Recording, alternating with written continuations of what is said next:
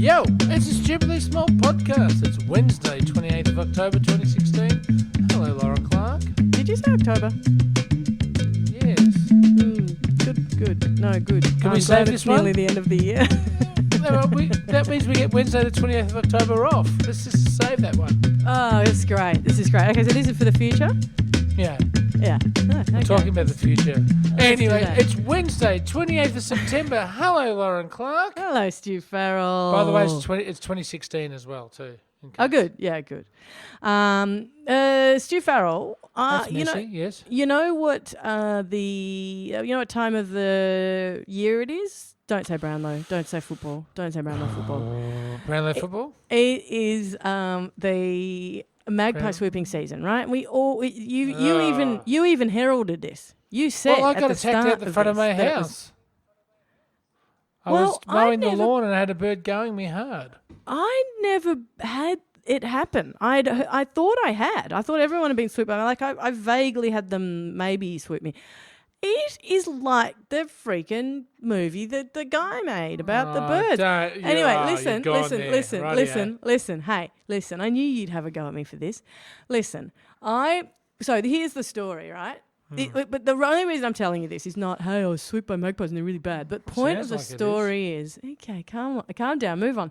The point of the story is, I was walking down the street and it was one of those things where, and I know people have had these, I know these happen all the time, where the line between like horrifying and hilarious is really thin. It depends who's being attacked, I suppose, where that line is.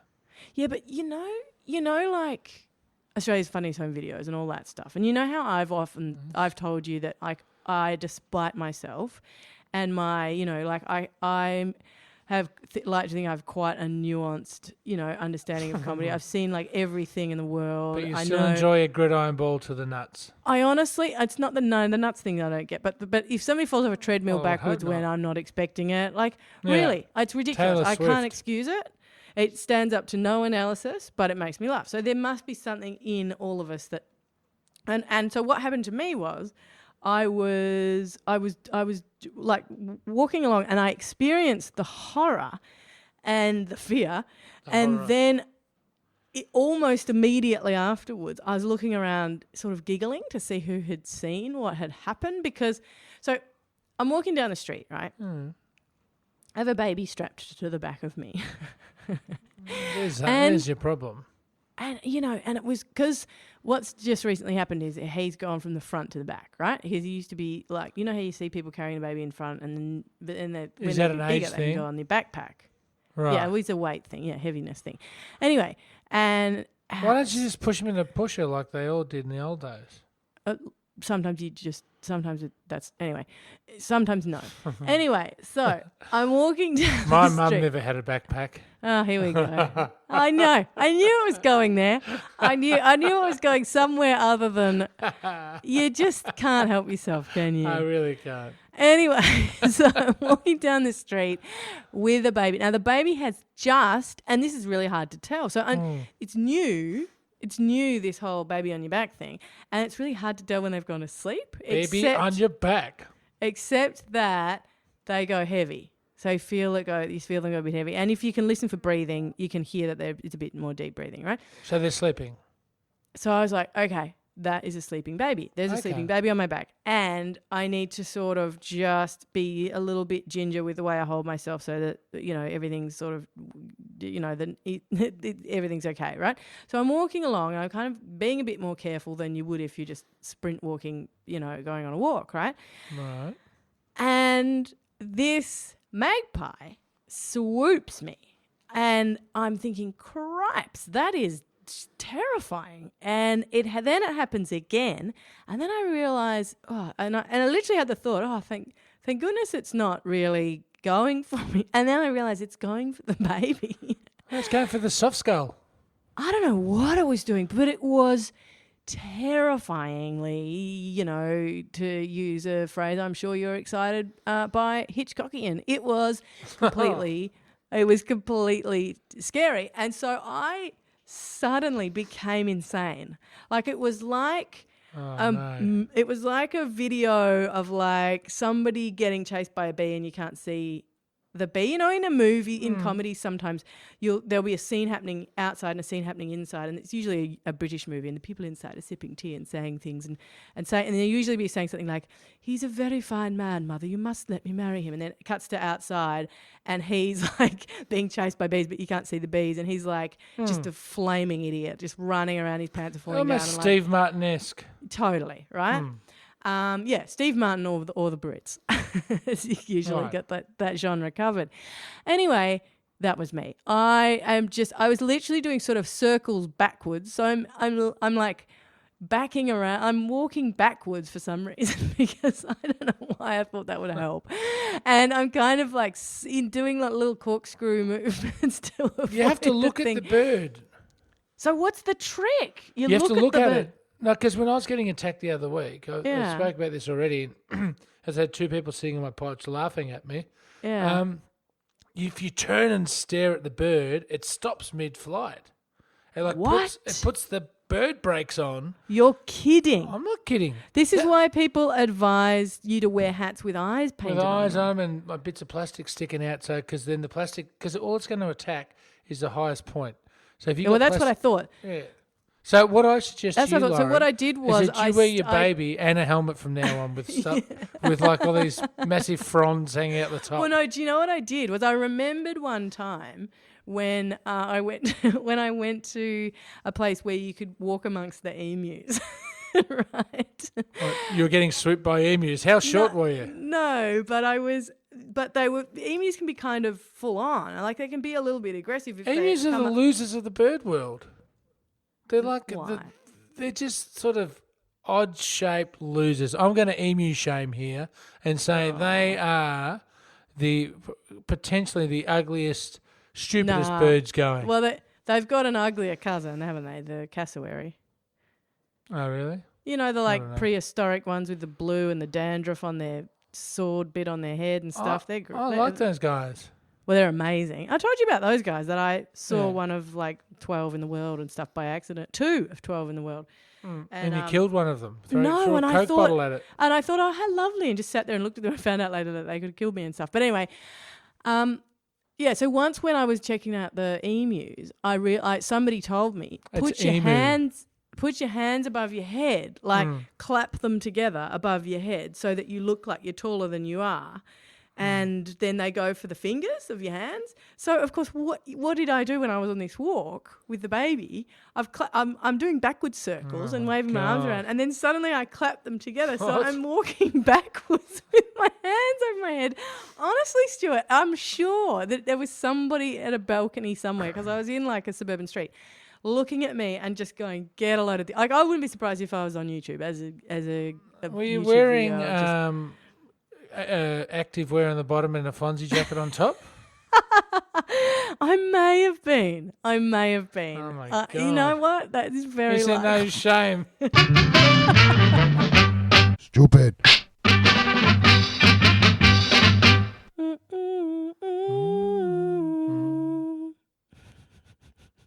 It's just getting worse and worse, isn't it? It's Well, like we we're don't sing trying. very often anymore. No, it's true. We're out of practice. Stu, I got a great what's in your phone today. I found this and I was really pumped. Finally, go. I sent it to you, but you when I mentioned it to you, you said no, you didn't. So obviously it's you've read it. But listen, it's about Hitler, and you know that anything to do with World War II or Hitler or anything, I always read just by virtue of the fact that it's that period of history fascinates me. He's German. And also, well, not just the German, not just like world history at that point is kind of just so interesting. Anyway, and this article, it's in the Observer. Well, it's in the Guardian, and there's a bit of the Guardian called the Observer. But anyway, who cares? I'll put the link up. It's called Hi Hitler. Did you see this? Hi Did you read Hitler. it? Yes. And the subtitle of the article is How Nazi Drug Abuse Steered the Course of History. And it's fascinating. And there's a whole book, of course, that somebody's written. Oh, they all cokeheads. Absolutely off their chops the whole time. Okay. So, no wonder they were so confident. Yeah. And that's that one of the points that they make in this article is that in order to fight a losing war when absolutely it is clear you should stop, absolutely it is clear that there is there is just no reasoning your way around this. You are going to just all die. So who are they buying their coke off? Well, so there's this one doctor who's, and apparently this has been written in, like this has all been really clear for a long time. Like it's all been, he kept really meticulous notes of exactly how much he gave to all of them. Wow. And they, so things like Hitler, if you were a drug addict in the streets in Germany during this period, you were like put to death or, put in the camps or whatever. But these guys were all doing it. And there was this one particular doctor who, and Hitler had this whole mythology of like he's a clean living vegetarian and stuff, but he was having like just oodles of all sorts of drugs, including, ones that that contained animal products. And he was a vegetarian. Yeah, Hitler. Did you say? Yeah. Yeah. Oh, right. Yeah. And in fact, an interesting side note that that I've become obsessed by briefly before, the contemporary environmental movement arguably stems from Hitler. Like there's an argument that so you're pro-Hitler. Okay, look. No, I don't mean the pro-Hitler. nuanced. Yeah. No, obviously. The nuanced discussion of Hitler that I was trying to have is obviously a little bit off the menu for today. But listen, this beef. There's a guy who there was a guy who had he was the doctor, but he prescribed a bunch of stuff for a lot of different people. Right. And this person has written a book about him. A guy he's just a novelist, and he wrote Palermo Shooting with Wim Wenders, was it? Anyway, and this is a like a non-fiction book, right? And it's called let me see, it's called something like Blitzed. It's called Blitzed, and it's got another name in a different language. Anyway, and it is absolutely fascinating because there are some points where it's sort of like arguably part of the ideology, and like when you think about it, all those the contemporary wars are arguably pumped full of happening when people are as high as kites as well, and it's a heady cocktail when when killing is something that is supposed to be happening. But what this says is that it's kind of there's this one great description. There's a thing called pervitin. Anyway, which here we go. Women were recommended to eat 2 or 3, after which they would be able to go through their housework in no time at all, with the added bonus that they would also lose weight.